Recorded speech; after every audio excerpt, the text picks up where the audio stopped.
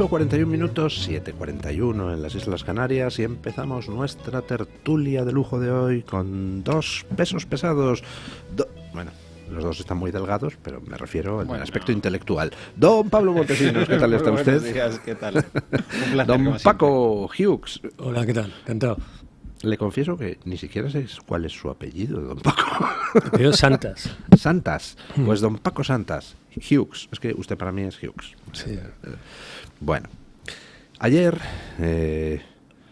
los franceses les gusta mucho esto de la pompa, de lo así como hiperbólico, de la grandeur, y Macron hizo una locución solemne de 15 minutos a la nación, donde básicamente dijo que Europa se enfrenta a una amenaza que es Vladimir Putin, y que entonces esa amenaza pues hay que conjurarla con una mayor inversión en defensa, preparándose, coordinándose. Ofreció el paraguas nuclear francés al resto de europeos. Yo pensaba que ya lo teníamos porque está en la OTAN, ¿no? Y nosotros también, pero debe de ser que no, que el paraguas no caía, o yo qué sé.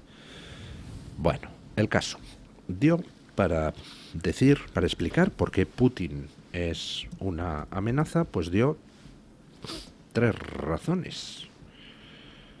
La primera, pues dijo que Putin ha demostrado con la invasión de Ucrania que es una amenaza.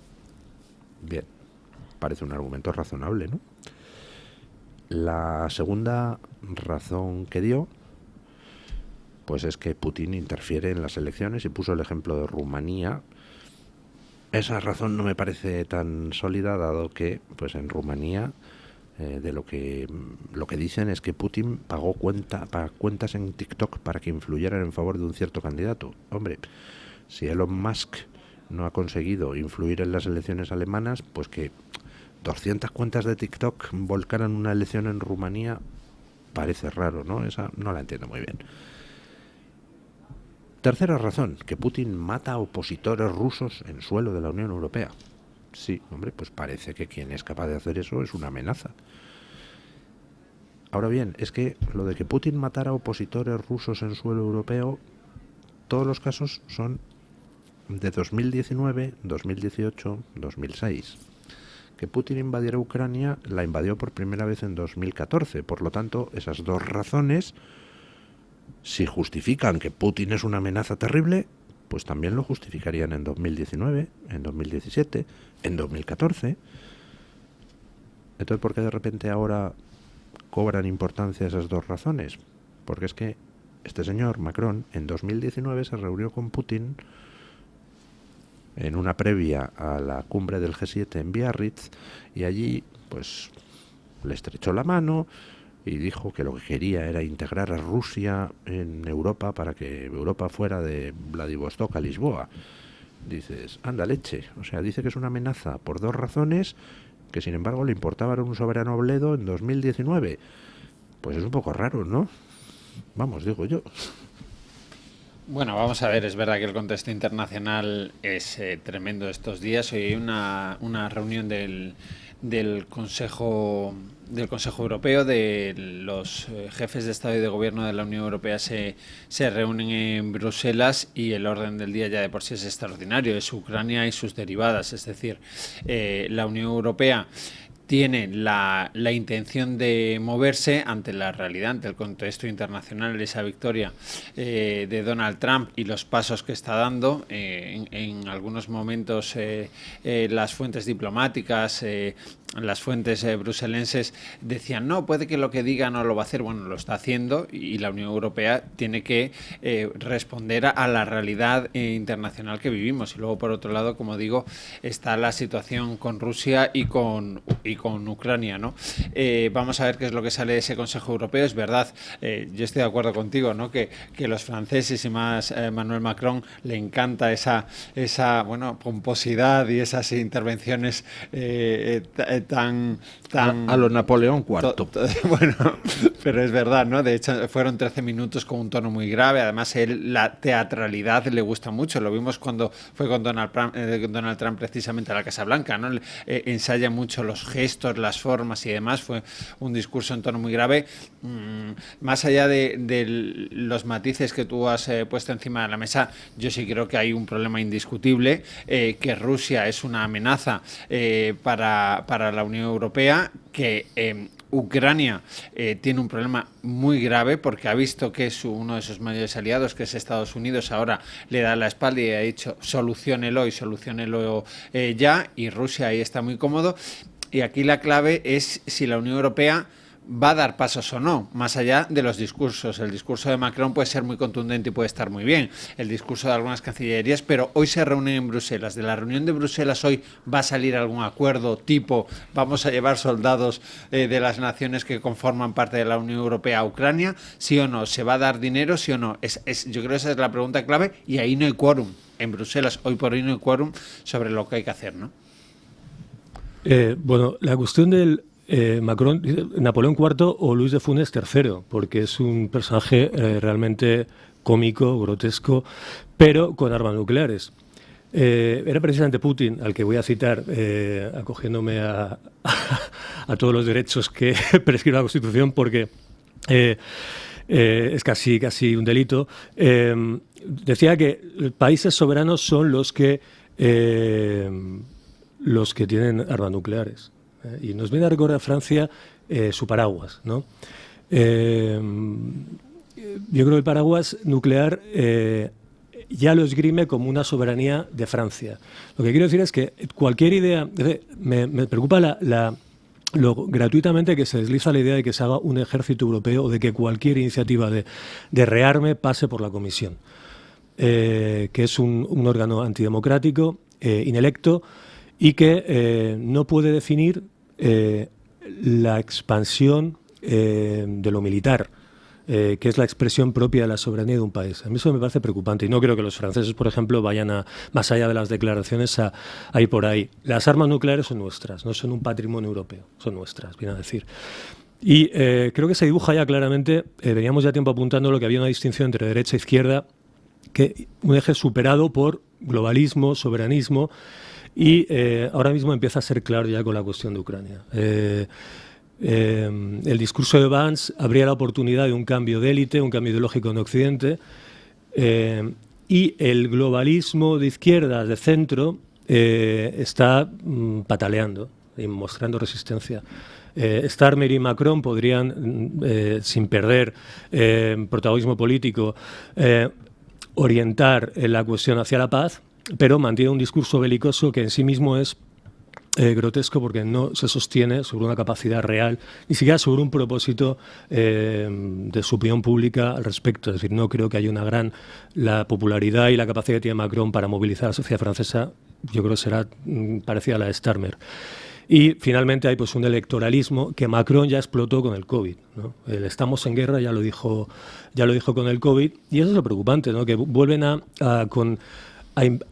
sobredimensionar una amenaza exterior, un miedo, para, ya lo ha dicho von der Leyen, por ejemplo, ampliar el campo fiscal. Es decir, más impuestos, más control del discurso, más control de las libertades, con un enemigo que hay una realidad de arquitectura, seguridad que debe refinarse, pero que a medida que avanzamos en Europa hacia el oeste disminuye en peligro. Es decir, yo creo que para España el peligro no es Putin.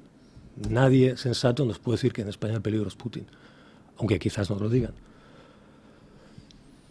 Hombre, dejémoslo en que Putin es un peligro para España y para todo el mundo desde el momento en que es un dictador, autócrata, que tiene armas nucleares. Entonces medio planeta es un peligro porque... Claro, es que medio planeta es un peligro. Y si Sánchez es un pero dejémoslo en que a lo mejor no es el principal peligro, ¿no? No, por supuesto. Claro, pero no un podemos... peligro, pues, estrictamente hablando, pues sí, cualquier dictador con armas nucleares será siempre un peligro. Pero yo lo que me pregunto es... ¿por qué de repente es un peligro y se dice que es un tan grave peligro cuando hace 3 años no lo era y han estado 3 años financiando al peligro? Porque es que este mismo señor, Macron, es el que lleva un país, Francia, que junto con España, con Bélgica, son los que más gas ruso han comprado durante la guerra. Entonces, nos está diciendo Macron que ha estado financiando a un peligro para Europa y que ahora nos piensa saquear para conjurar ese peligro. Leches, pues es el bombero pirómano, ¿no?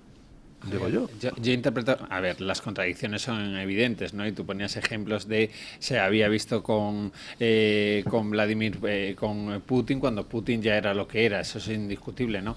Pero es verdad que todos esos elementos que tú pones encima de la mesa, lo del gas ruso, por supuesto, también está ahí, no quita para una realidad, y es que en un momento determinado Rusia, de manera unilateral, empieza a invadir a una nación soberana. Le empieza a invadir sin ningún tipo de razón, ya lo había hecho, pero lo vuelve a hacer una nación soberana que es amiga, que es aliada de España y en su conjunto de la Unión Europea, y que además... aliada no es... Bueno, no es aliada. una nación amiga, no forma parte de la OTAN ya, pero es una nación amiga. Yo he visto al presidente del gobierno, Pedro Sánchez, acudir a Kiev en varias ocasiones. No se hace con países que no son amigos, es decir... Pedro Sánchez se morrea con Puigdemont y eso no significa que Puigdemont sea mi aliado, lo siento. Hombre, ni mi amigo. Carles Puigdemont es un fugado de la justicia para empezar, pero en las relaciones internacionales las marcan los gobiernos, y el gobierno de España ha marcado como una nación amiga a Ucrania. Quiero decir, digo, el presidente del gobierno, el gobierno de España, ¿no? Si tú y no solo de España, sino del conjunto de la Unión Europea, las instituciones comunitarias así se han referido a ello, ¿no? Y ahora estamos en un momento en el que ha cambiado el tablero internacional. Estados Unidos, que apoyaba de manera decisiva a Ucrania, ha dicho: esto ya no va conmigo, ¿no? Básicamente es lo que ha dicho, soluciónenlos. Y ahí entra el papel de la Unión Europea, es decir, si la Unión Europea va a hacer más o no va a hacer más. Yo estoy aquí de acuerdo con lo que se ha dicho de que cuando se dice, no, pues vamos a mandar soldados, vamos a verlo, eso es una cosa extraordinariamente compleja. Si tú escuchas a Margarita Robles, a la titular de defensa, siempre dice, precaución, precaución, precaución, que esto... Que entiendo que la circunstancia es absolutamente complicada. Ahora, yo creo que a estas alturas, no nos podemos poner en duda que Rusia es un peligro, en tanto en cuanto, si gana todas las batallas, va a seguir adelante, o puede seguir adelante, o puede amenazar con seguir adelante. Y hay naciones, oye, que pueden estar... ¿Conseguir adelante contra quién? Precisemos, porque yo estoy en un tratado de la OTAN precisamente para que Putin no siga adelante. Es decir, Putin mañana no puede invadir Estonia, Letonia, Lituania, Finlandia, Noruega, ya, pero Turquía. Tú le preguntas a Finlandia y están muy preocupados. Bueno, pues estupendo, pero estamos en la OTAN y eso es un paraguas precisamente. Si se me dice que el paraguas de la OTAN no es suficiente, resulta que no es suficiente el de la OTAN, pero va a ser suficiente el de una OTAN reducida que fuera a los países europeos. Pues no lo entiendo. En teoría es suficiente el paraguas de la OTAN, pero estamos viendo cosas que lo que hoy parece suficiente mañana no lo es. Yo estoy de acuerdo contigo, la OTAN es un paraguas poderosísimo, pero creo que desde el punto de vista de la política internacional, de la geopolítica, que quien invade unilateralmente, quien es el responsable de tantas muertes, de tantos problemas económicos, de todo lo que ocurre en Ucrania, que encima sea vencedor y se vea con las fuerzas en términos políticos, en términos internacionales, de seguir adelante en lo que él considere, pues a mí no me parece que sea una buena noticia. Yo creo, a mí me parece bien que la Unión Europea diga, aquí estoy yo y tenemos que reaccionar. Otra cosa es que ahí sí acepto las dudas, los interrogantes de cómo va a responder la Unión Europea o qué va a hacer, ¿no? Vale, pero que Rusia ha invadido es evidente. Que es condenable, pues también. Que tiene unos enormes efectos negativos, también. Ahora bien, yo creo que ya no es posible mirarlo más tiempo así. Es decir, esto viene provocado por una serie de momentos previos, por una serie de disposiciones, por una serie de circunstancias en las que coadyuva a Estados Unidos. Y Estados Unidos no le está diciendo, me desentiendo de Ucrania, está diciendo, nosotros ya no vamos por ahí, nosotros queremos que haya un camino hacia la paz. Porque la guerra no se está ganando y porque nosotros no podemos sostenerlo. Que no es una buena noticia, me imagino. Pero ¿en qué estatu quo se queda? Es decir, si de partida le preguntas a todo el mundo, oiga, ¿usted está a favor de la guerra o de la paz? Todo el mundo te va a decir de la paz, pero claro, si eso se hace con Rusia, habiéndose anexionado territorio y blandiendo la bandera de nosotros hemos ganado, pues, hombre, es una paz como mínimo injusta. Sí, pero yo no sé si estamos en condiciones de imponer otra. Quien sí lo está, te está diciendo que no lo ve posible y está animando. Yo creo que esto hay una especie de baile, de coreografía, de un proceso de negociación en el que Estados Unidos anima a Ucrania a firmar una serie de acuerdos, a un alto el fuego, bla, bla, pero no porque Estados Unidos lo desee, por unas condiciones que vienen impuestas por un realismo que marca la situación de Rusia. Y entonces yo creo que Ucrania está dando bandazos, Zelensky está dando bandazos, y Europa, a mí me parece que hay una sobreactuación, porque Europa no creo que esté en condiciones, Francia e Inglaterra, Reino Unido, de, como decía Starmer, de poner las botas en el terreno y de mandar hombres y aparte es que eso no creo que Putin lo vaya a admitir. Porque último término, Putin parece estar diciendo es que quiere que Ucrania sea un territorio neutral. A mí me hace mucha gracia que quienes pueden vivir con la idea de una España con el peñón de Gibraltar, en el que no se defiende la soberanía de Ceuta y Melilla, amenazada formalmente por Marruecos, y que no se ha protegido por la OTAN, no podamos aproximarnos a vivir con la idea de que en Ucrania se dibuje alguna forma de neutralidad que pueda ser que entre dentro de una paz y de una arquitectura de seguridad en esa parte de Europa que sí está realmente amenazada y en conflicto con Rusia. Entonces yo creo que aquí hay un cierto maximalismo de Europa, y cuando decimos Europa hablamos de una élite muy concreta, de dos partidos muy concretos, Partido Popular Europeo, Partido Socialista Europeo, y de un paradigma que está muy vinculado al Partido Demócrata. Las familias políticas que gobiernan de forma mayoritaria en los países. Es decir, eso se construye, ¿no? Porque decir, bueno, pues, sí, PP y PSOE, claro, pero... Pablo, pues entonces dígase que estamos en un consenso con Sánchez. Entonces, para empezar, si lo vamos a empezar a tomar así, yo quiero que me diga el PP que estamos en un consenso político internacional que participa Sánchez. Entonces, vamos a ir aclarándonos, porque Starmer es un... política internacional...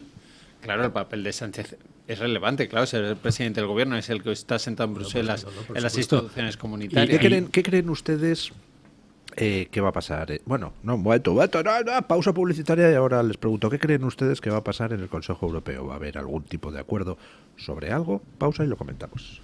Bueno, 9:02, 8:02 en las Islas Canarias.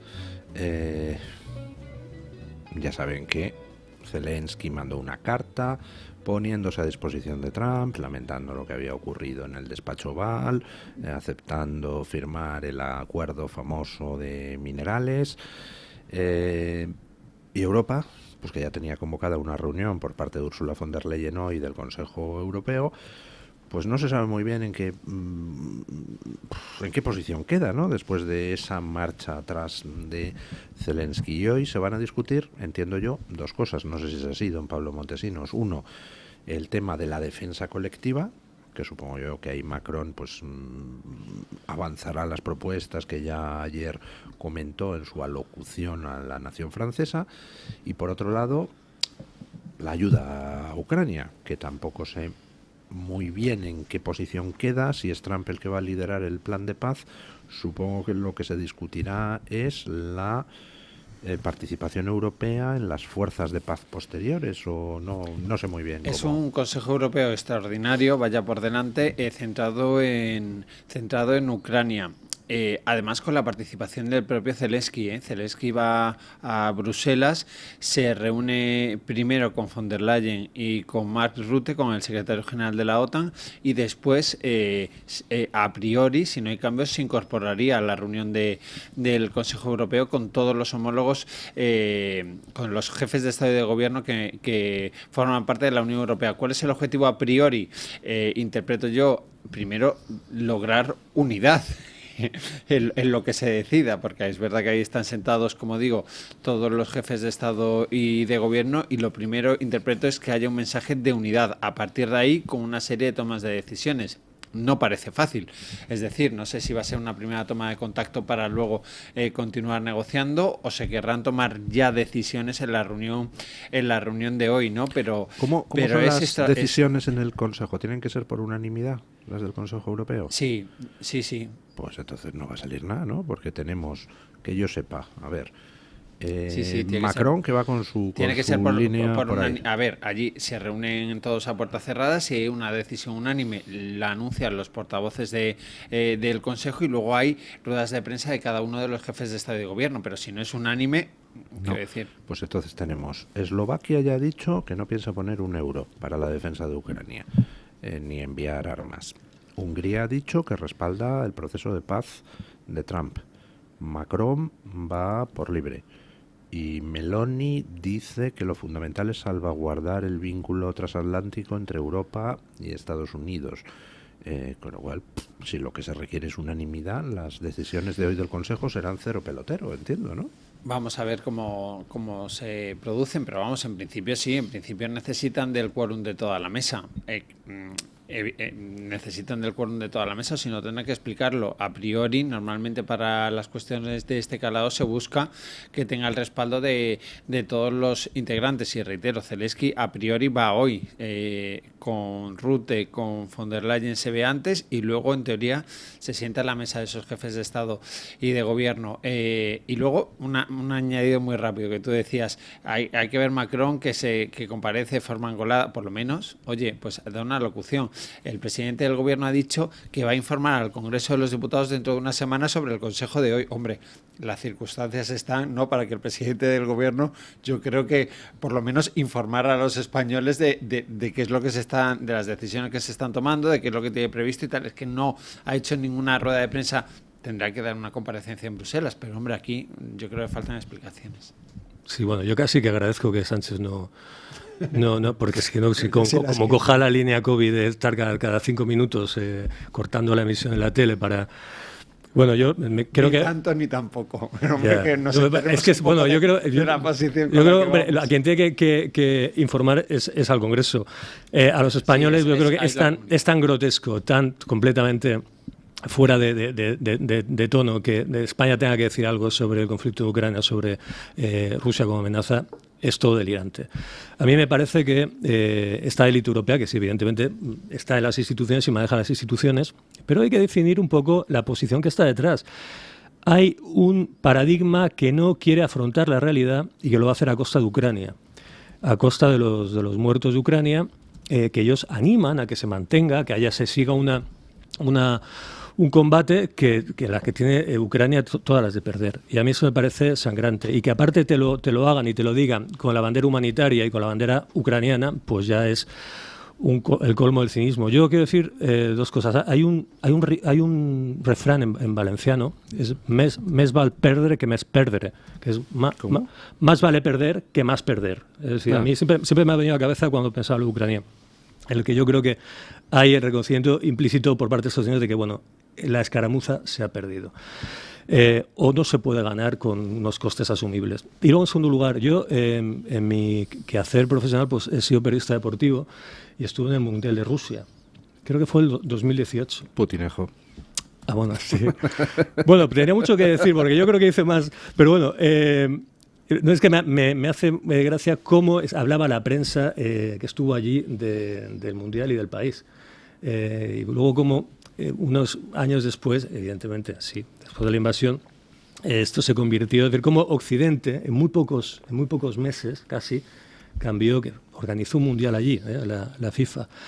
Y bueno, yo creo que la cuestión ucraniana, y acabo allí, perdón por extenderme, es una cuestión fundamental para un cambio o un realineamiento ideológico, político, o una mayor definición ideológica en Europa.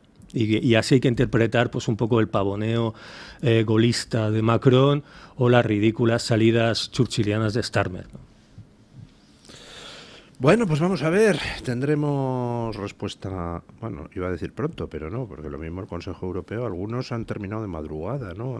Algunos lo vivimos nosotros a horas introspectivas, sí, puede acabar de madrugada o mañana. O mañana. Bueno, pues entre hoy y mañana tendremos la solución a los principales interrogantes. ¿Va a acordar Europa algo con respecto a la ayuda a Ucrania? ¿Va a acordar algo Europa con respecto al rearme europeo?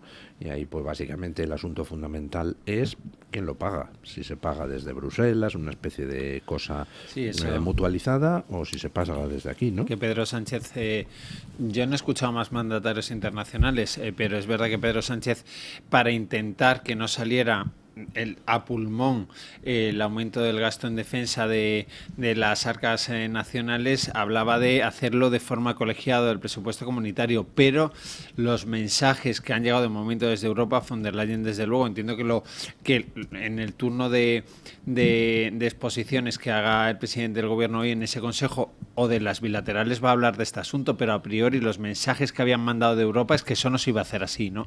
Pero él mantenía todavía esa pretensión, al menos es los papeles que han pasado desde el Ministerio de Exteriores a los periodistas de las preparatorias de este consejo, seguía estando esa reclamación. Yo no sé si va a llegar a término o no, la verdad.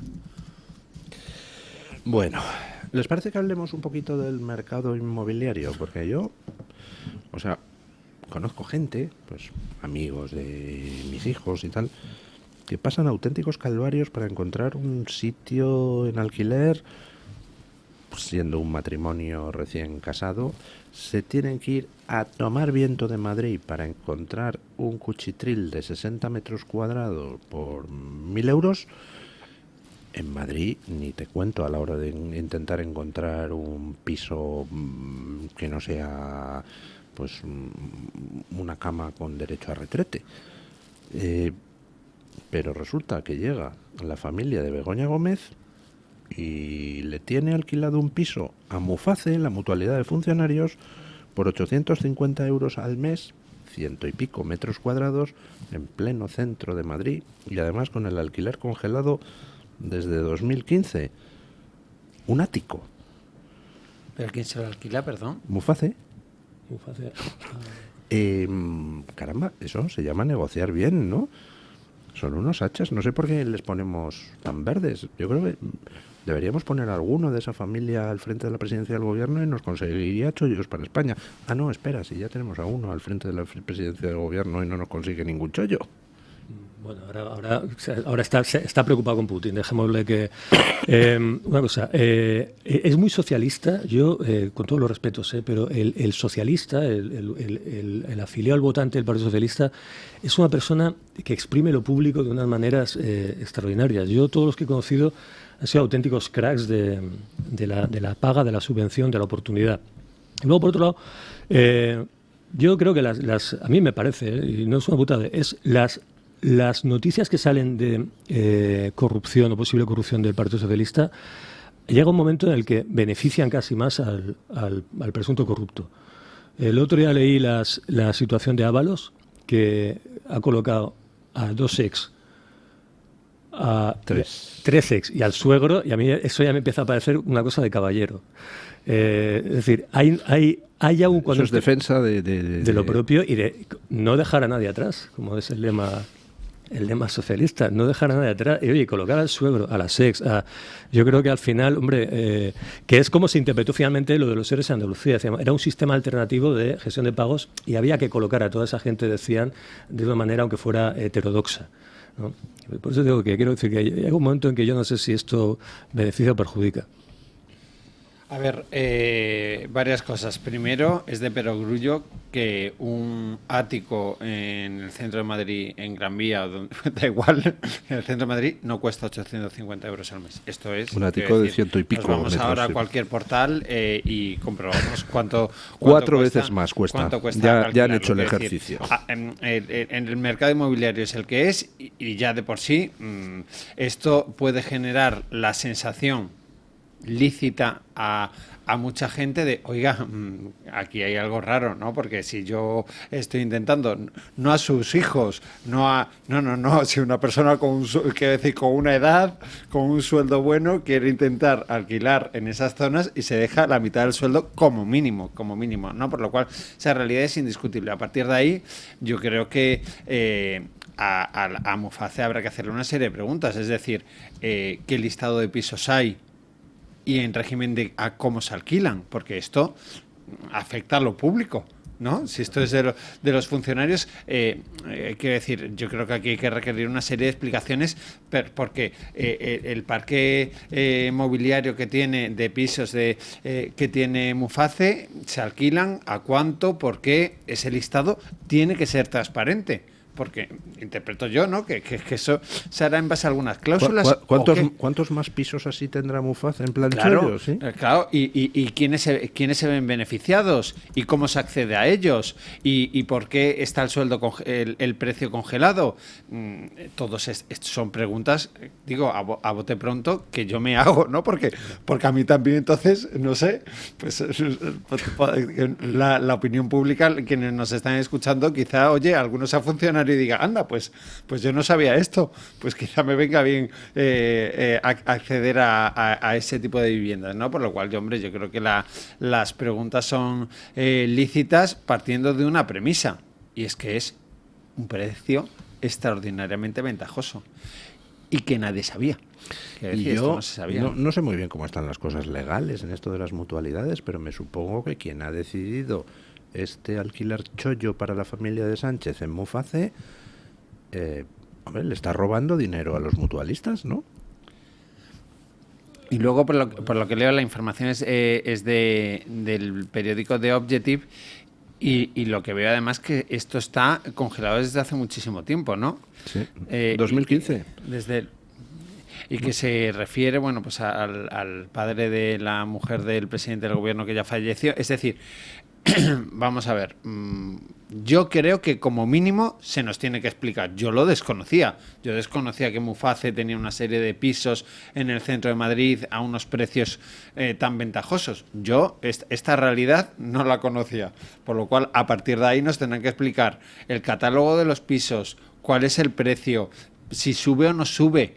Bueno, no sé, ¿de dónde quiero decir, este parque inmobiliario dónde estaba? Quiero decir, no estamos hablando de que no hay pisos. Bueno, todas estas preguntas tendrían que responderlas, está claro, ¿no? Que no digo que sea ilícito, que no digo que se haya acogido a esto de manera, pero seguro que hicieron entre toda la gente que viva alquilada en pisos propiedad de Muface, hicieron un sorteo y le tocó a la familia de Sánchez, seguramente. Pues Luis, no lo sé, pero desde luego alguien nos tendrá que dar alguna explicación de esto. Bueno, de todos modos, hay con esto de los pisos, hay una figura que es la protección oficial. Estos pisos que se subvencionan públicamente y que luego se compra un matrimonio joven o no tan joven en unas condiciones ventajosas, y que luego sale al mercado pasado el tiempo y se ha multiplicado por 2 el valor, y lo público no ve nada. Es decir, que bueno, que, a ver, no lo quiero comparar, pero seguramente será algún tipo de pisos que tienen vinculados no es de protección oficial. Pero pisos que tengan, a lo mejor, vinculados a un estatuto de vulnerabilidad o de cualquier cosa, y que se hayan aprovechado. Ya digo que son unos cracks para buscar el apaño. Hombre, teniendo en cuenta, si se admite como criterio de vulnerabilidad que los jueces te hayan imputado en algo, pues sí, se puede aceptar que Begoña Gómez es vulnerable. Sí, pues eso. Es una familia realmente está vulnerable, pues. Bueno, vamos con el amigo Ábalos, porque hablábamos de familias aquí. Efectivamente, a nadie se deja atrás, don Paco. Hablábamos de familias que se protegen y que consiguen alquileres guapos. Y bueno, pues no es el único caso que tenemos hoy en la prensa. Resulta que ayer estuvo la expresidenta de Adif. La expresidenta de Adif dando datos sobre cómo Ábalos se preocupaba por los contratos que se hacían en INECO. Ya saben, allí se contrató a Jessica y esas cosas. A mí me da la sensación de que Ábalos se va a comer todo el marrón. ¿Usted no tiene esa sensación, don Pablo? El testimonio de ayer de la expresidenta de DIF me pareció extraordinariamente revelador por varias cosas. Primero, pone contra las cuerdas a Ábalos de una forma demoledora, a Ábalos y al que fue su mano derecha, Koldo García. Primero, porque reconoce que Aldama estaba permanentemente en el Ministerio de Transportes. Tanto es así, tan asiduamente estaba en la zona VIP, en la zona en la que ya no puede hacer cualquier ciudadano, en la zona noble del ministerio, que la responsable de Adif entonces le llega a preguntar al ministro Ábalos, lo ha contado al juez, lo contó ayer al juez, le preguntó al ministro, pero ¿quién es esta persona que está aquí permanentemente? Y dice, sí, él escribió la cuestión, sí, él está bastante por aquí, pero no, como que no le diera mayor importancia, ¿no? Luego da otra clave relevante, y es que, lo decía Luis, y lo corrobora la expresidenta de Adif ante el Supremo, que el propio Ábalos y Koldo García le preguntan por las contrataciones públicas, y le preguntan en concreto por esa empresa pública. Luego se ha demostrado, se ha constatado por el testimonio de Jessica Rodríguez, que fue esa empresa a la que luego ella acude. La respuesta de la presidenta de Adif fue que él dijo que eso estaba cotejado, que quedaba claro en las formas de contrataciones en el papeleo público, ¿no? Pero claro, para el juez es una prueba más de que Jessica Rodríguez después, porque a la expresidenta de Adif le preguntan en concreto por la empresa en la que luego estuvo Jessica Rodríguez, ¿no? Y bueno, es verdad que fue un testimonio muy revelador el de la presidenta de Adif en una semana que ha sido muy complicada en términos jurídicos para Ábalos. Y yo creo también para otros departamentos, ¿no? ¿Por qué? Porque al final en las contrataciones de Jessica Rodríguez no solo afectan al exministro Ábalos, el ministro Planas y el ministro Puente tienen algo que decir. El ministro Puente dijo que hizo una auditoría que todo estaba perfecto. Sí, señor. Y en esa auditoría dijo que las contrataciones de Jessica y demás que habían sido por los procedimientos habituales. Y al ministro Planas también le afecta por otra de las empresas, ¿no? Y decían que ahora iban a abrir una investigación. Es decir, que yo creo que el testimonio de la presidenta de Adif a Ábalos, pero el de Jessica Rodríguez, lo que hace es extender un poco más la mancha, ya no solo al círculo de Ábalos, sino a otros departamentos, ¿no? De hecho, el testimonio de Jessica fue demoledor para Ábalos, porque confirmó delante del juez que Ábalos y Koldo hablaban delante de él y que de ella, y que esas conversaciones quedaba claro que el que ordenaba todo, en el sentido de los pagos a ella, el alquiler del piso, era Ábalos. Entonces ahora sale Jessica el otro día, sale la de Adif ayer, ¡puf! Y sale la información de la UCO de que hay 72 mensajes de WhatsApp entre el hijo de Ábalos y Aldama que indican que... La última clave se me había olvidado y la estoy refrescando de la información que nos pasaba nuestra jefa de tribunales, Carla Acuña. También se interesaba por los pagos a las empresas de Aldama. Es decir, lo que dice ayer la expresidenta de Adif, por hacer un resumen, es, primero, que Víctor de Aldama, el Ministerio de Transportes era como su segunda casa, lo dice la de Adif. 2, que Ábalos y Koldo García preguntaban por los pagos a las empresas relacionadas con Aldama. Y 3, que se preocupaban además porque su entorno, se refería a Jessica Rodríguez, tuviera un sueldo público, porque le preguntaron exprocesamente por empresas públicas y por cómo se contrataba. Esto ayer, solo ayer en el Supremo. Yo no estoy metido en el mundillo de la política, no tengo claves. Don Pablo es mucho más avezado que yo y tiene más información y demás cosas. Yo le digo mis deducciones desde fuera y usted me dice si son ciertas o no. Hemos llegado a un momento donde es tan imposible de tapar toda esa inmensa corrupción que rodea a Pedro Sánchez que ya no tienen más remedio que sacrificar a alguien ante el dios de la opinión pública y tratar de centralizar en él las culpas. Creo que alguien ha decretado la muerte política de Ábalos y que a Ábalos se le está poniendo cara de fugarse a un país sin tratado de extradición. Es lo que yo creo. Bueno, yo creo que Ábalos ya estaba muerto en términos políticos y yo creo que se le había dejado caer. Es verdad que ha habido como... Yo no creo que no haya contactos entre Ferraz y Ábalos, porque, por ejemplo, hay un dato que es revelador y todavía no lo han echado del partido. ¿Os acordáis de que le habían abierto un expediente? Eso está guardado en un cajón y eso todavía no. Y el chiste de si se va a ir a no sé qué país, el juez, el abogado de Ábalos, había pedido sabéis que tiene que ir cada 15 días, si no me falla la memoria, a presentar pasaporte y a bueno, pues a informar que está, ¿no?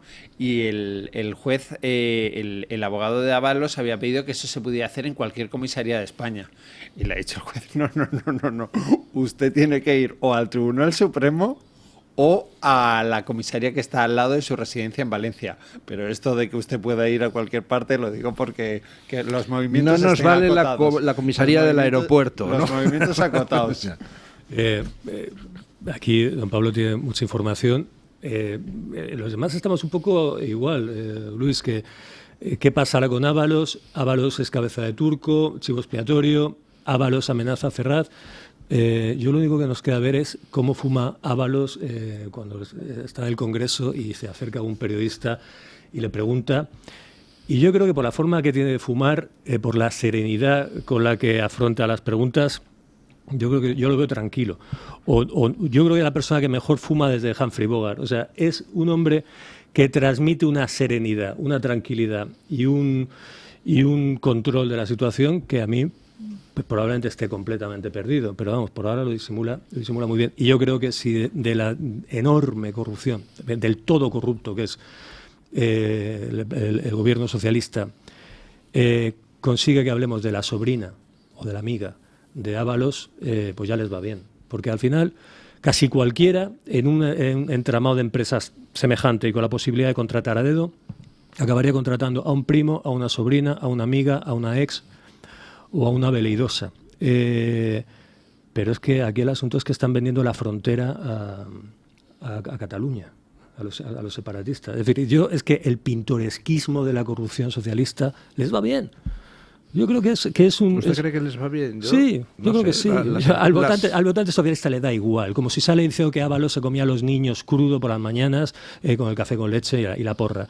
Les da igual. Pero eso no es así. O sea, las encuestas indican un desgaste cada vez mayor del Partido Socialista que solo se mantiene a base de fagocitar a sus socios. Es decir, si mañana hay elecciones, el Frente Sánchez, que ahora mismo le ha puesto en el gobierno, perdería 30 diputados, con lo cual ni de palo puede volver a reeditar. Pero el desgaste, hombre, evidentemente esto algo influirá, pero bueno, es que hemos visto la gestión del COVID, por ejemplo, es que hemos visto cosas tremendas, la gestión de la Dana, es que si de lo que se está hablando es de que Ábalos buscaba un puesto para su suegro, pues yo es que nunca he entendido el énfasis en la corrupción de Ábalos sin ir para arriba, ¿no? Y para mí la corrupción institucional es tremenda. Ya digo, que no estemos hablando de la entrega de puertos, aeropuertos y de la política inmigratoria a Cataluña,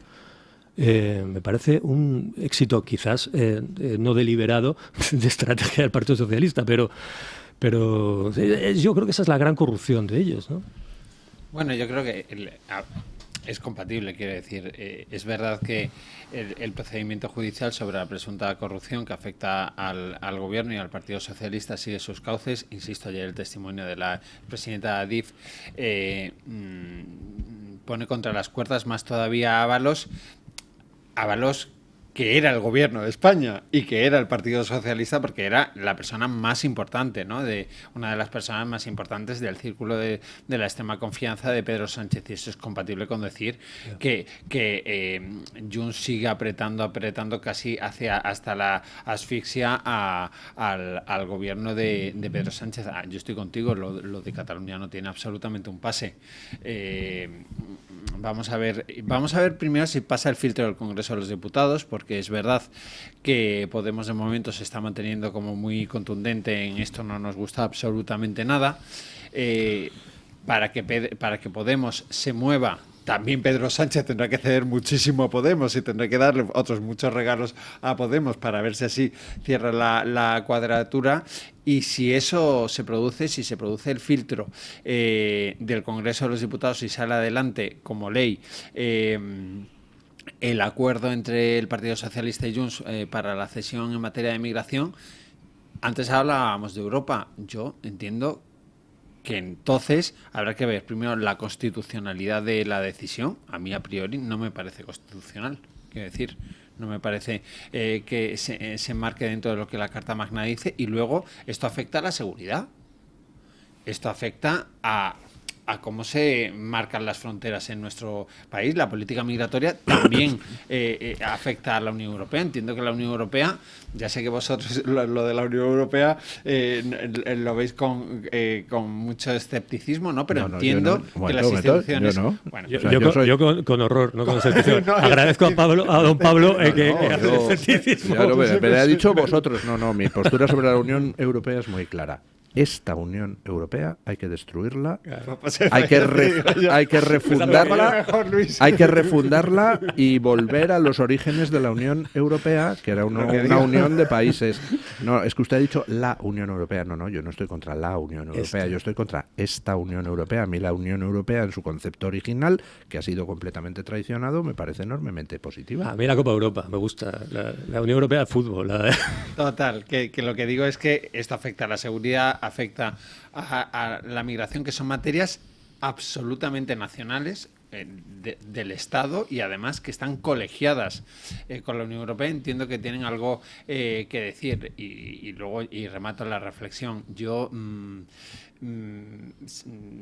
sé si va a afectar demoscópicamente o no va a afectar demoscópicamente, pero se está encargando el Estado en sí. Quiero decir, esto es Estado, son políticas de Estado. Y esto de, bueno, pues no sé hasta dónde van a llegar. Creo que hoy habla Emiliano García Paje, el presidente de Castilla-La Mancha, que siempre es muy contundente contra Pedro Sánchez. Es verdad que solo verbalmente, luego se queda Prepárate, ahí, ¿no? Pedro, que va a hablar Emiliano. La contundencia por descontado, pero bueno, prefiero por lo menos que lo diga, ¿me entiendes? Yo ya me conformo con poco, pues oye, por lo menos que lo verbalice, ¿no? Que no todo el mundo en el PSOE está de acuerdo con esto. Bueno, Pablo, si tenemos que contar con la contundencia de Paje y con la acción reparadora constitucional de Europa, nos podemos dar por... Voy a ir de esta tertulia más preocupado de convencer, también os lo digo. Bueno, eso sería una buena labor como tertuliano mía, el haber conseguido... Así conseguiríamos que usted abriera los ojos a la realidad. Bueno, pero nos sí da para varias tertulias más.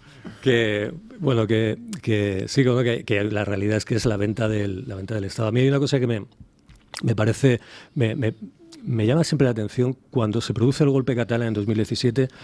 Hay una general toma de conciencia, en apariencia de la opinión pública, en la que se dice hay que cambiar algo, hay que cambiar cosas, tiene que cambiar algo, la educación, algo.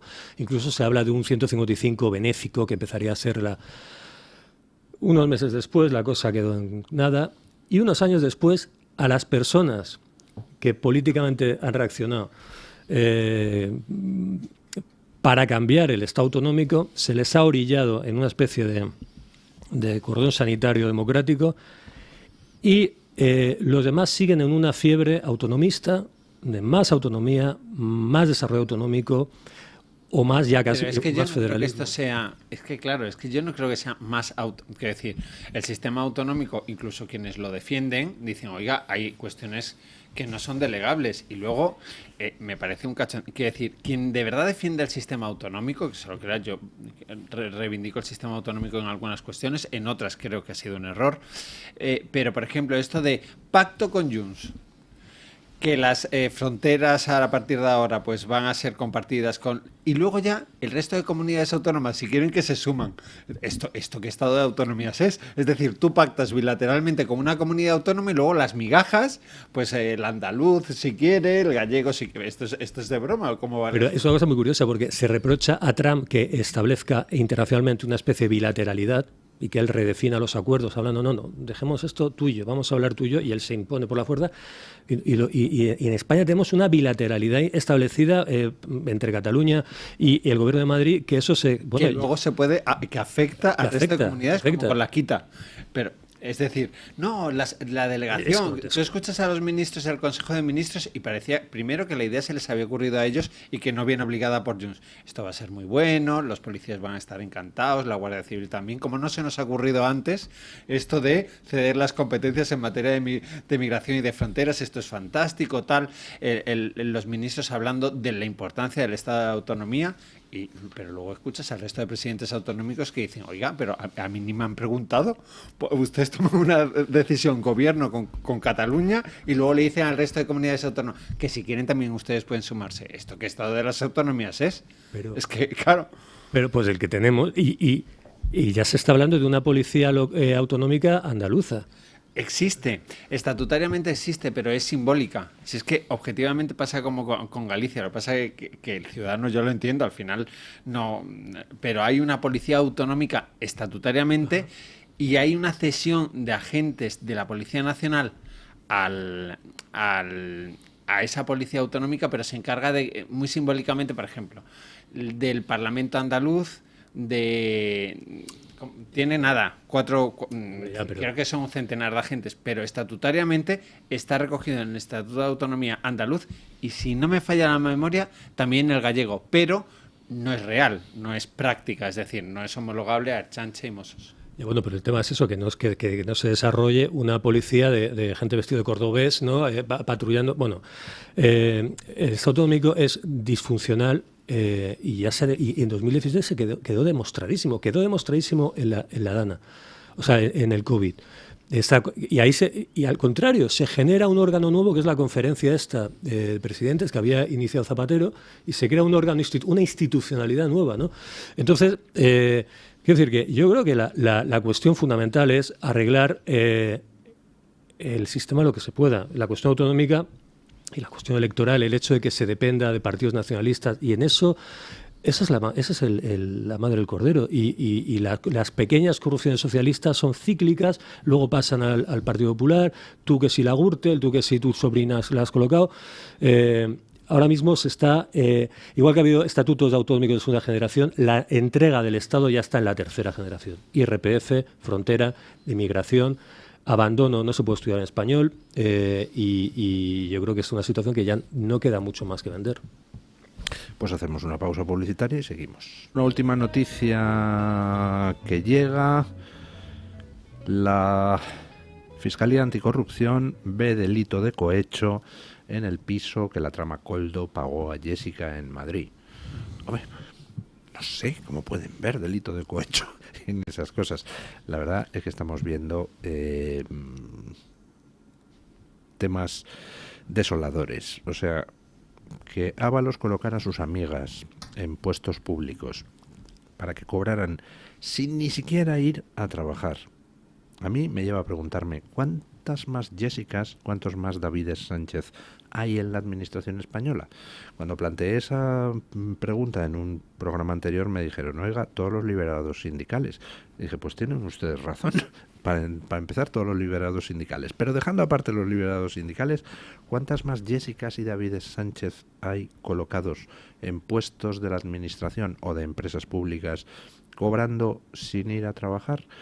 Porque, bueno, no creo que estos dos sean los únicos casos, ¿verdad? Resulta que nos podemos escarbar en un caso de corrupción, sopla, y saltan como cosa secundaria estos dos temas.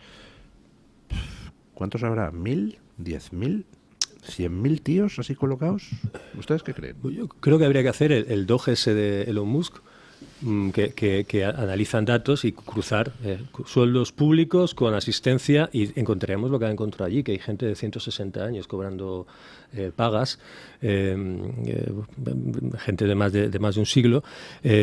Hombre, yo me barrunto que hay muchas Jessicas, que hay una infinidad de Jessicas en el Deep State. Hay muchas Jessicas y todas eran amigas de Ábalos. Jessica Rabbit, que es un personaje muy de Ábalos, pero bueno, a ver, es que la arborescencia, la arquitectura de instituciones, de tinglaos, la capilaridad esa institucional es enorme. Y bueno, y tampoco es tan difícil colocar una sobrina. No. Vamos a ver, yo no sé ¿Estos si son había... excepciones o es...? Hombre, yo espero que sean excepciones. No, en absoluto. Ahora, En absoluto es una excepción.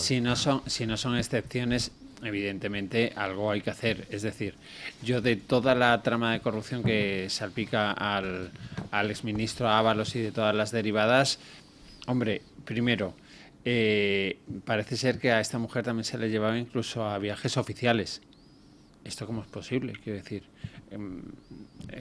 a todo lo que afecta al Estado. Es decir, yo no me meto en la vida particular de las personas, que cada uno con la vida particular de las personas haga lo que le dé la real gana en el marco de la legalidad. Es decir, usted en su casa, en el marco de la legalidad, haga usted lo que le dé la gana, yo ahí no me meto. Ahora, si se han contratado en empresas públicas, sin pasar filtros, sin pasar... Bueno, yo creo que filtro pasó. Pues eso, sin hacer las cosas como se debiera, hombre, esto... Si se ha ido de viajes oficiales en la estructura oficial, esto es lo que falla de todas. Esto es lo que me parece absurdo. Bueno, y luego contrataciones, amiguetes... Es decir, eso es lo que se tiene que investigar. Es verdad que ha habido casos, que seguramente habrá casos. Ahora, yo me niego a creer que esto que sea lo absolutamente generalizado, porque si es lo absolutamente generalizado, bueno, pues entonces, claro, que el problema es que habría que darle una vuelta absoluta a los controles en las administraciones. Desde luego, este caso parece que se ha pasado y lo que hay que poner son los filtros de seguridad para que no vuelvan a pasar, claro. Hay una cosa que me está preocupando y es... En fin, Pedro Sánchez no me cae muy bien, ya lo saben ustedes, pero me preocupo, porque es un ser humano, yo soy empático, entonces me preocupa su salud, porque van pasando los días, estamos ya a 6 de marzo. ¿Recuerdan ustedes que Pedro Sánchez dijo que iba a haber 100 actos sobre Franco en este año? Y todos dijimos, 100 actos sobre Franco en este año es uno cada 3 días. Pero resulta que celebró un acto y pasan los días, y pasan los días, y pasan los días, y no celebra el segundo. Y estamos a 6 de marzo y le quedan 99 por celebrar. Me empieza a preocupar que sigan pasando los días y que al final, en los 4 últimos días del año, tenga que celebrar 25 actos diarios, porque el pobre no lo va a resistir, ¿no? Bueno, no sé si lo va a resistir. Pobre nosotros, quiero decir, pobre nosotros. No lo sé, la verdad. Yo, sinceramente, lo que... te cedo el testigo. Bueno, pues... Todo tuyo. A ver, pues es que es verdad que se ha hablado de 100 actos, pero lo que salía tampoco había mucha elaboración. De hecho, y los actos que hicieron eran como 6, iba ahí una chica, un chaval a tocar una guitarra, llaman siempre a los mismos, a Miguel Ríos, a Luis García Montero. Seguramente habrá una especie de Woodstock veraniego donde irán todos a hacer el FIB antifranquista. Pero yo creo que era un poco cogido con alfileres. Y creo que a lo mejor quizás tampoco lo están rentabilizando tanto. Nada. Tanto, porque es más, incluso hay un revival entre los jóvenes de la figura de Franco, el que yo creo que ya habrán reparado. Y yo creo que al final es un tema que incluso para ellos es mejor dejarlo, ¿no? A ver, en términos políticos, yo no sé, en términos demoscópicos, aquí el experto desde luego sí que es Luis, ¿no? Si creían que con esto iban a revertir la tendencia demoscópica y se iban a disparar en las encuestas, esto parece que no lo han conseguido. ¿Han logrado tensionar a su electorado, a compactarlo? Tampoco parece a priori, ¿no? Bueno, que decía, a mí es que no creo, es que estoy de acuerdo contigo, es que ni en términos políticos creo que esto haya supuesto algo para el gobierno. Sí. En términos demoscópicos está funcionando el efecto Ernesto. Si yo recibo mensajes de que Pablo Montesinos es un indeseable, entonces esos mensajes pueden hacer mella en mi valoración de Pablo Montesinos, salvo si esos mensajes me los lanza Ernesto, que es un tío al que le tengo enorme asco, con lo cual si Ernesto, al que le tengo enorme asco, me dice Pablo Montesinos es un indeseable, automáticamente sube mi valoración de Pablo Montesinos.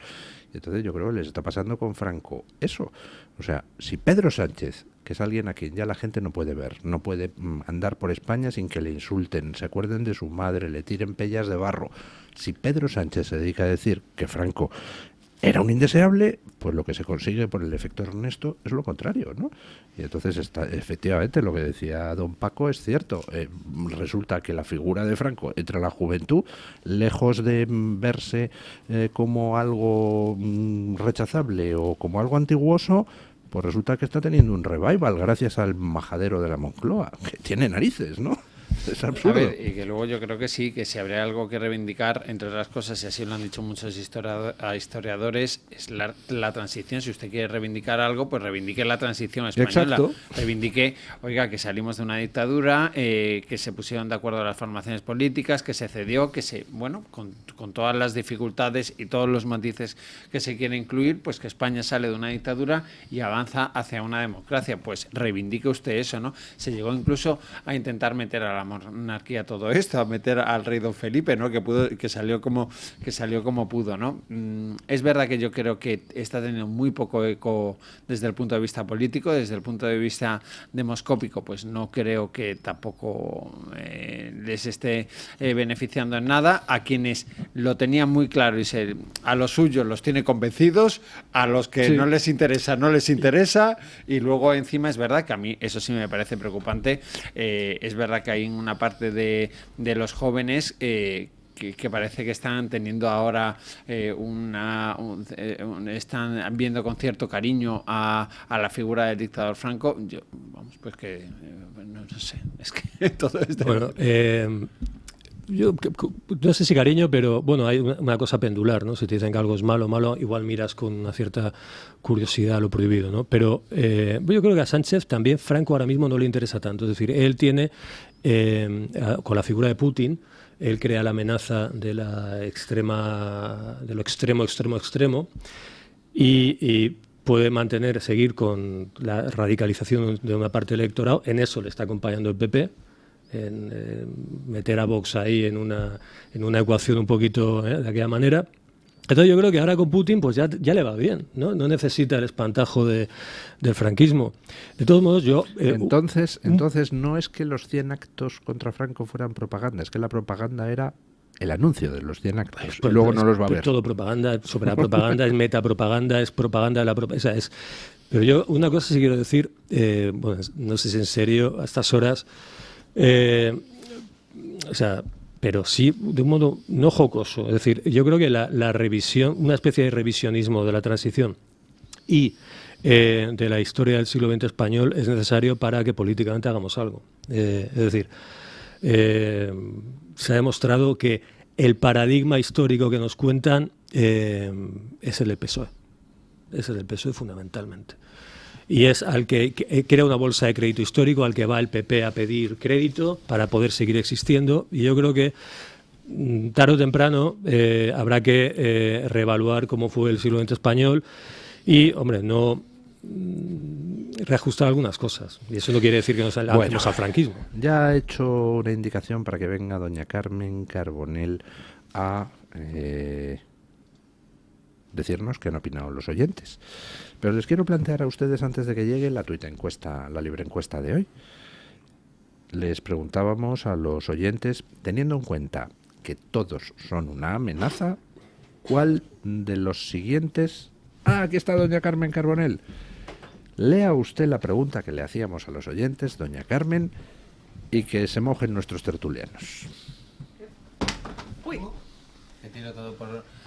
Estamos aquí desmantelando. Pablo Montesinos está que lo tira siempre, y en esta ocasión además literalmente. Perdónenme que estaba yo entrando en el estudio. Don Luis, me podía haber echado usted un cable leyendo la pregunta. No, sí, la iba a decir, pero ya ha entrado usted. Es que en el ¿cómo estudio. es? Bueno, la pregunta era, aunque todos lo son, ¿cuál cree usted que es la mayor amenaza para la libertad y la democracia en Europa actualmente? Dábamos 4 opciones. La primera, Rusia; la segunda, China; la tercera, nosotros mismos; y la cuarta, no lo sé. ¿Repite usted la pregunta? La pregunta es, aunque todas lo son, ¿cuál cree usted que es actualmente la mayor amenaza para la libertad y la democracia en Europa? ¿Rusia, China, nosotros mismos o no lo sé? ¿Qué votarían ustedes? Nosotros mismos. ¿Y usted, don Pablo? Rusia. Rusia. O China, me quedaba con Rusia. Los dos. No me se puede las gustan dos. Decida una. Creo que Rusia. Rusia. Pues ¿Qué fíjense, dice la audiencia? El 81% de los encuestados en Twitter dice que somos nosotros mismos. Ya lo intuía yo, no te vayas a creer. Claro, que es que en el fondo algunos de los argumentos van enfocados a que en el fondo, por culpa nuestra, Rusia y China están cada vez más cerca, ¿no? El 5%, el 6% piensa que es Rusia, el 11% piensa que es China y hay un 2% muy honesto que no lo sabe. Yo siempre soy defensora de esa opción, la de no lo sé, porque Repita, a veces 81% nosotros mismos. el 6% Rusia y el 11% China. ¿Cuántos? No lo sé. 2%. 2%. Bueno. Hombre, es que hay que ser honesto también. Cuando no lo tienes Pues muy sí, claro, pues pues sí. apuestas por ese no lo sé. Voy con algunos comentarios. Este es de Pilar Rafael en las publicaciones de YouTube, que nos lanza esta pregunta. ¿Por qué están haciendo políticas para los intereses chinos, rusos, marroquíes y no para los de Europa? Explíquenme para qué sirve el Parlamento Europeo. En el chat, Víctor Aragoneses Bolívar dice que Europa necesita un ejército propio para no ser invadidos por ningún país extranjero, se llame como se llame. Y termino con un comentario de Cristina, nuestra querida Casgot, en Twitter, que dice: si no te respetas a ti mismo, no pienses que otros lo harán. Bueno, pues muchas gracias, queridos tertulianos, por habernos acompañado. Muchas gracias, don Pablo Montesinos. Por favor, haga usted publi de su medio de comunicación. Artículo 14. Artículo 14, que además .com. Llevamos una mañana que me trae loca porque estamos contando que Montero incluyó en la lista de las europeas a otro cargo denunciado por acoso sexual. De hecho lo ha denunciado. Tengo, en unos momentos he estado divagando en la tertulia porque tengo 200 llamadas de lo que ocurre cuando se publican cosas así un día después. Pues añadamos a eso algo en relación con algo que usted ha dicho antes que es importante, que es que Podemos está diciendo que no va a aceptar lo de las fronteras que ha pactado Sánchez con Puigdemont, ¿verdad? Pero hoy leo la noticia de que Podemos se está preparando para un Me Too contra Pablo Iglesias que podría estallar próximamente. ¿Estarán relacionadas las dos cosas? Desde luego parece ser que Montero, acogiéndonos a declaraciones de propios cargos de Podemos, Irene Montero sabía lo de Monedero, no dijo nada, pero aquí ya hay un caso. Además es que mandamos los mensajes, la eurodiputada recibió los mensajes de una exconcejal pidiéndole investigar el comportamiento de una persona concreta, que era García Gascón. Hay fotografías con él, que era el coordinador del partido en Castilla-La Mancha, y esto, o sea, que llevan dos. En víspera del 8M. Podemos todavía no ha confirmado, se da por descontado, pero no ha confirmado la presencia de la que fuera ministra de Igualdad en las manifestaciones del 8M que se celebran el sábado. Esto se lo pone todavía más complicado, pero bueno, ahí estaba. Irene Montero no ha confirmado. Cuando te he pasado el testigo en una de las preguntas que me hacías anteriormente, era porque veía 200 llamadas entrando, los mensajes y tal. Bueno, pues don ahora ya Paco Santas, desvelo Hughes, todo. muchísimas gracias por haber estado en esta tertulia. Usted, don Luis. Ya me he aprendido el apellido. Ya le no se diga mucho, que yo prefiero el seudónimo para ir Usted tirando. prefiere Hughes. Vale. Bueno, muchísimas gracias, doña Carmen Carbonell. Un placer, como siempre. Y ponemos punto final a la tertulia con don Paco Linares, que nos quiere recordar que ayer entramos en Cuaresma y que muchos españoles seguimos en el limbo. Buenos días, don Paco Linares. Así es. Ayer fue miércoles de ceniza, momento en que los católicos recordamos lo breve que es la vida, y para todos es una reflexión y reconversión humilde. Buenos días, don Luis del Pino. Gracias. Los cristianos en la misa de ayer recibieron la ceniza en la frente, en manos del sacerdote, mientras éste decía: recuerda que eres polvo y en polvo te convertirás. Conozco personas fantásticas de una ética intachable que no son creyentes. Siento personalmente por ellas una profunda admiración por su ejemplo, a la par que pena por carecer del don de la fe. Una de esas personas es don Pío Moa. Intenta con sus pensamientos sacarnos a los españoles del limbo en que muchos vivimos. Gracias, don Pío. Piensa Pío Moa respecto a Europa y España más o menos lo siguiente: España debe abstenerse en la nueva locura que preparan las oligarquías woke de la Unión Europea, como se estuvo en las dos grandes guerras anteriores, en las que, en cierto sentido, salvó el honor de Europa, después de haber iniciado la era europea. Es necesario entender lo que pasa en Europa con una perspectiva histórica más amplia, sin la cual el análisis político apenas supera el de un parroquiano en la barra de un bar, como sucede con pocas excepciones. Cuaresma para todos, un poco más de silencio, reflexión y humildad para aprender. Y quizás, solo quizás, además de aprender, podamos entender algo. Mañana más y mejor. Punto final.